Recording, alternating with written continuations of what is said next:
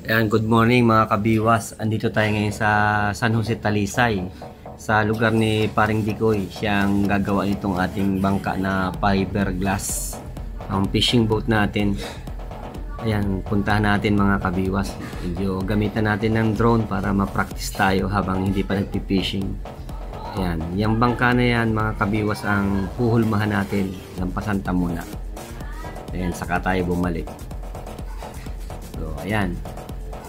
So, sa ngayon ay dalawa lang silang gumagawa, pero sa mga susunod na araw at busy pa yata yung ibang kasama, madadagdagan yan para mapabilis.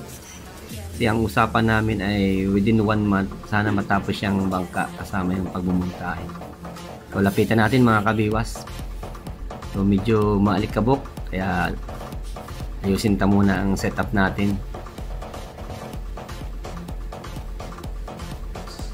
Dito subukan natin yung hand landing at medyo pina-practice natin mga kabiwas. Yan, ulit take 2. Oops. Yan na. So si kuya, pinapakinis niya yung mumuldihan ng ating bangka para malinis.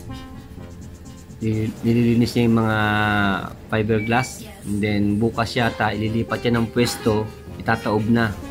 Medyo maalikabok kaya palipat-lipat ng pwesto yung drone natin mga kabiwas.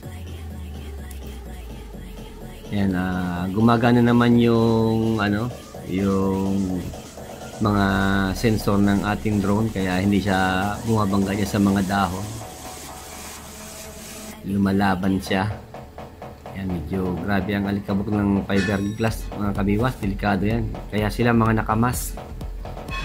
So ang target nating bangka, ang haba ng kilya ay 30 feet, ang taas ay 30 din. So possible pagkabuo niyan 34 to 36 yung ibabaw niyan mga kabiwas. Double engine. Lagyan natin ng gasoline at para pino ang ugong, pwede tayo matulog habang nagbibiyahe.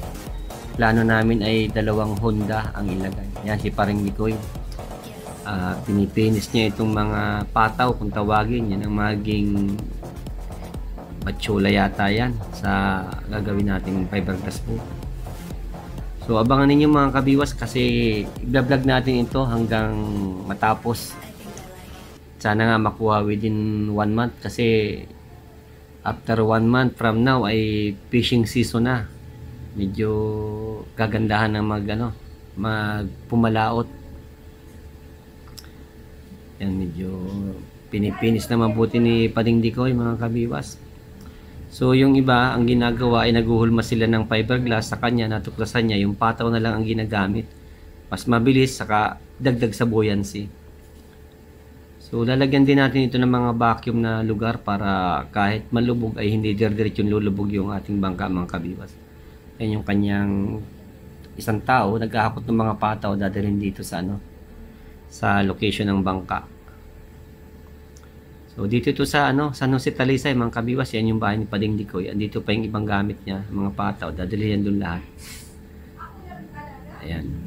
Di kumparing Dikoy ay mga 1 buwan, 24 days to 1 month ang pagbuo niyan. So standby mga kabiwas.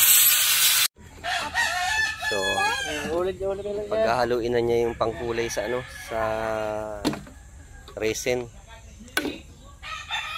Gagawa siya ng light blue kasi ang nabibili lang na kulay dun sa binila namin ay blue. Walang sky blue dun. Walang sky blue kaya dadagdagan niya ng puti. So pagsasama-samahin na yung mga pintura, yung pangpakulay para balanse ang kulay dun sa mga paghahaluan niya. Kasi pag bawat pahid ay kulay, iba-ibang kulay niya. Yeah, magbabago-bago daw pag hindi pinag-isa lang. Tulad ng isang lang. Kaya mga kabiwas, bumili tayo ng mga grinder sa kagunting. So ayan si Paring Dikoy, sinasali na yung hinalo niyang pintura kanina. Sky blue. Sky blue. Hinahabol tayong kulay. Malapit-lapit na yan.